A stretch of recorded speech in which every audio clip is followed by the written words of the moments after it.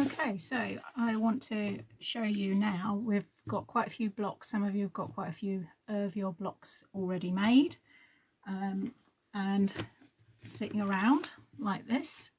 So we now want to look at how we're then going to actually start putting the quilt together. So the way I would usually go about this is to actually put them onto a background block. And the way you tell the size is go through all of the various blocks that you've made and get a size that fits all. So on the ones that you've got, you'll find 12 inches for your background block will be sufficient. You've kept all of your papers in up until the last minute because that helps these stay in shape, and it doesn't matter how long they then sit around. I mean, you could have this sitting around for a very long time. What you then need to do is actually start to applique your blocks onto your background fabric, and there are various ways of doing that, but the main thing to do first is to actually get it, and I have tacked it down here. I've basted it onto my block so that it's not going to move around when I actually take it to the machine. And the way to do that is just take your time. I generally would find the center of my block that I've made, and I haven't ironed this one, but if I just show you, find the center of your 12-inch background block, and I'm just running my nail along there because what I will then get is this little cross in the middle that shows me the center of the block, which means I can then line up so that I can get that block nice and central. Okay, so you can then start taking out all of your basting stitches. And I'm not going to do all of this because there is one, as I've shown you, that I've made earlier. I love this part. I start in the middle and I'll just snip in a couple of places normally, and then just start pulling the thread out. And because you've got these nice big stitches, it should all come out nice and easily. And once you've got rid of those threads, and I'm trying not to move it, you can then pull out. You might find if you've been starting your basting with a knot that you've still got a little bit of thread underneath. So just get that out the way so I can pull that one out in the middle, and you'll end up with this whole pile of papers, which you can use them again. You could give them a press and use them again. I don't always tend to, it depends. I think sometimes they're a bit sort of, you know, screwed up and what have you by the time you've finished with them, but that's why I only use cheap photocopy paper. So I would continue to do that and get those out. Why I'm doing it on the block is that once I've done that center bit, I'm then going to actually pin it down, and as I take them out I can pin as I go, because when you get to the edges, these are the ones that you want to keep until the very last knockings, because these are the ones that if you were to take the papers out sooner, you might find that this will really lose its shape along this edge here.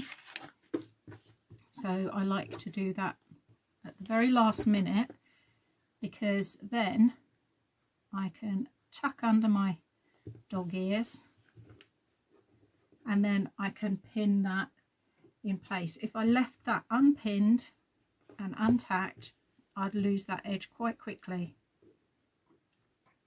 Okay, so I've got a couple of pins in there, and I'd just continue round doing that and pinning it, and then I would go in, and as I have done on this one, I've actually then basted it all down in place so that it's not going to move, just round the edges. Okay, Your choice then is how you want to go about attaching, and you can blanket stitch it by hand if you wanted to. You could top stitch it, and for this I would highly recommend using the blind hem foot, which we've used on numerous occasions for top stitching. If you're not sure, take a look at the live feed where I did the little where is it, I had one, the coasters, where you can come in really close, or even your open foot here where you can just butt it up against the edge, move your needle over so you can get in really close with that top stitching.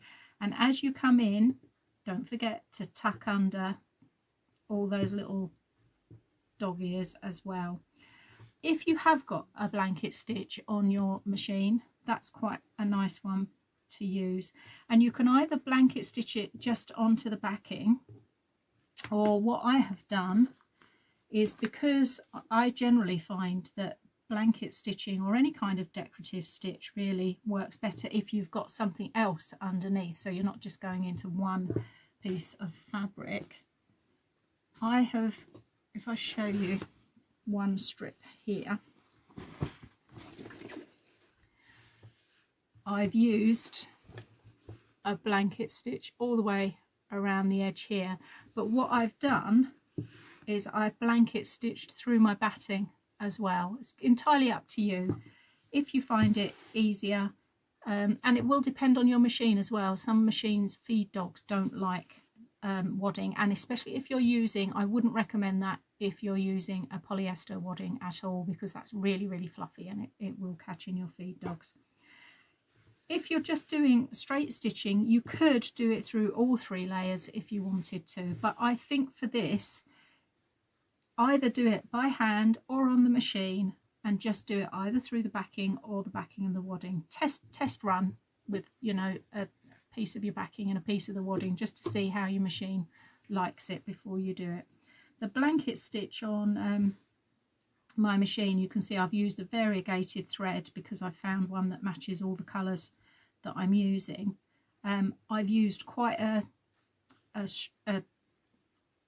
thick blanket stitch that goes round. You'll see, and I'm not going to go into too much detail here because I have done a separate video on blanket stitching, so you'll see that you've got choices up here of blanket stitches normally.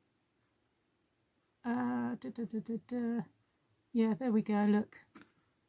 The ones that are dark are the one in bold, if you like, or the ones that are done, they do the stitch twice.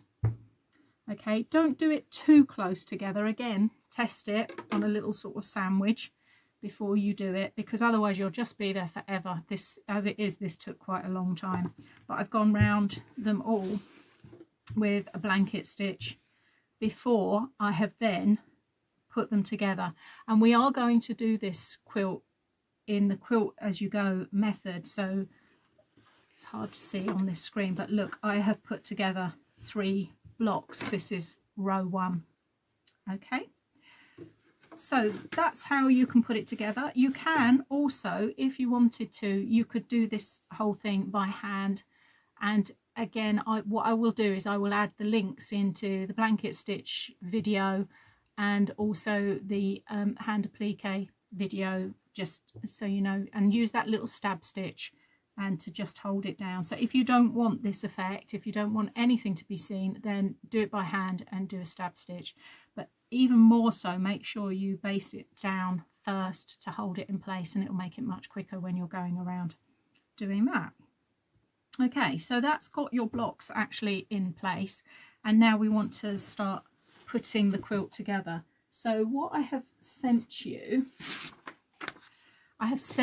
these 2, and this is just 2. There are hundreds of different ways of putting quilts together, but I've just gone with 2 fairly simple ones to kind of start you off that I think would suit this method here. So what I've done already is this first row here, and I've got my 12-inch blocks here, and then my sashing strips, which are 2 inches wide, What I then do is I stitch one to the top of that first block, one to the bottom, then I stitch the next block to that one, and so on, and you continue down, joining all those pieces. When they're all joined and pressed open, I then run the 2-inch strips down either side, and that gives me that frame. Because we're doing quilt as you go, the middle strip is always different, because we don't want sashing either side here, because otherwise you're going to end up with 2 lots of sashing together. So this strip is done separately and will join on to this strip and this strip. Okay, hope that makes sense. So you do a row like that, a row like that, and then this center one. Now, just to say about the center, what is going to happen possibly, because I think people have done slightly different things, when we did the star, some of you have just done this centerpiece here, which is fine. That will fit in a 12-inch block, and that will be perfectly fine. I've taken mine out further, which is then taking it up to a 15-inch block. So what's going to happen when I do my center strip, this is going to go into the middle, but because of the size of it, it doesn't need any of that extra sashing to allow for it. So what I've done is I've then used, I've got the slightly smaller, a couple of slightly smaller blocks which fit inside a 9-inch square.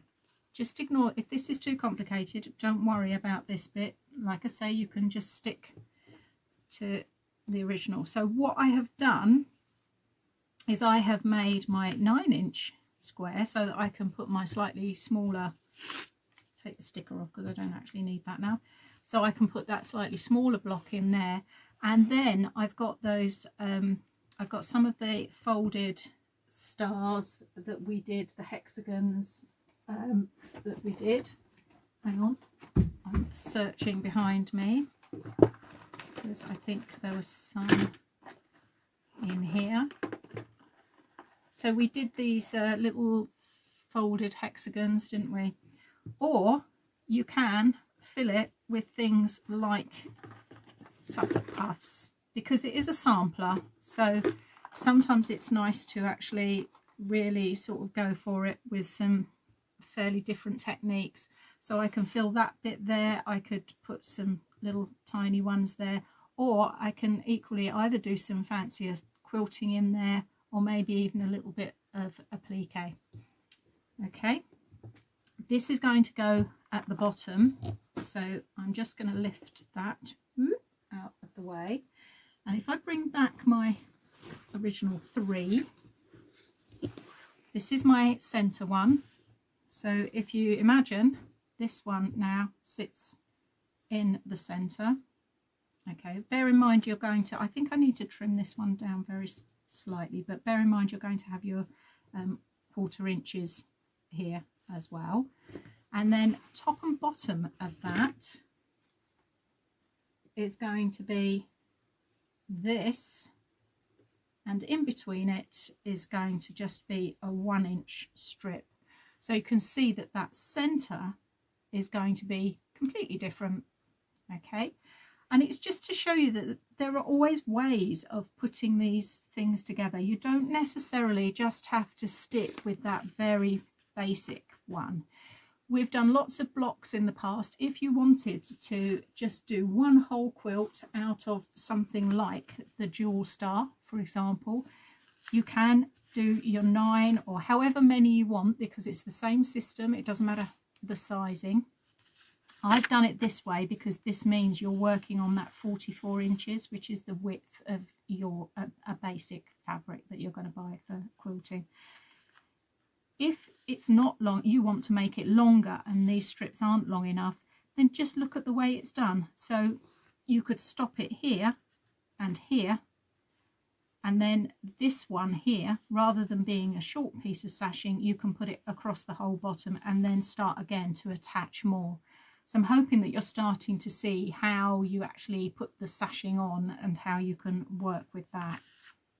The other one that I've sent you is this one, where every single block is surrounded by 4 sections of sashing, but I think you can see, because I've printed this out in black and white rather than in colour, you can really see the effect that you get by using 4 tones. So if you had 1/2 metre of all your fabrics that you've been using, you can then use each of these fabrics to actually make the surroundings, the sashings that are going to go on each one of those.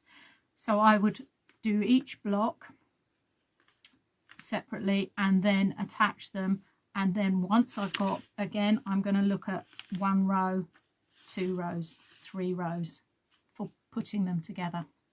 Okay, once you've done that, then we're going to look at the quilting. Okay, so if you can get it as far as onto the backing, and if you want to, if you're happy and feel confident, if you don't, let me know, because you know, we can go through this again in one of the live feeds, but try and get your blocks onto their backings. As I say, you can, if you're not doing this, you can still use these basic blocks with any of the blocks that we've done previously. So we've done the baskets, we've done the windmills, anything like that. So if you were thinking of doing like a baby quilt or something, maybe look at some of the blocks we've done earlier, and you just need to do 9 of those blocks, sash it like this, and you've got a really lovely quilt, quite quickly made. Okay, you could even, if you wanted to, just go, if you've got a really lovely fabric, you might just want to do a big 12-inch square of that lovely fabric in the middle, rather than lose everything that's in that fabric. So as I say, if you were doing a baby quilt, for example, you might find that you've got a sort of jungle print or something, so you would go with that in the center. You don't need to necessarily do anything more than that, because you just let the fabric actually do the talking. So I'm going to stop there, because I think that's enough of that information, and I want to do the quilting in a separate section, and then I will do how to put these strips together in a separate section. Okay, and then we'll kind of do it in bite-sized pieces, but this means that you can actually start putting those blocks together. So as I say, if you have got a bigger centerpiece, then you just need to bear that in mind with the measurements that you're looking for. Okay, so if you've got any queries about those measurements, just email me, because if you're struggling, you can tell me the size of this center block and the size that you're using for your others, and then I'll give you the measurements, because I've done it on 12 inches, but if you've made any of your blocks slightly bigger or something like that, which some of you may have done, so for example, if you've gone round again on any of these, then you might find that you're already, everything is going to be on that slightly bigger block. Okay, so hopefully that will get you started on actually getting these blocks onto their backgrounds, and then we can go push on with what we're doing with this quilt. Okay.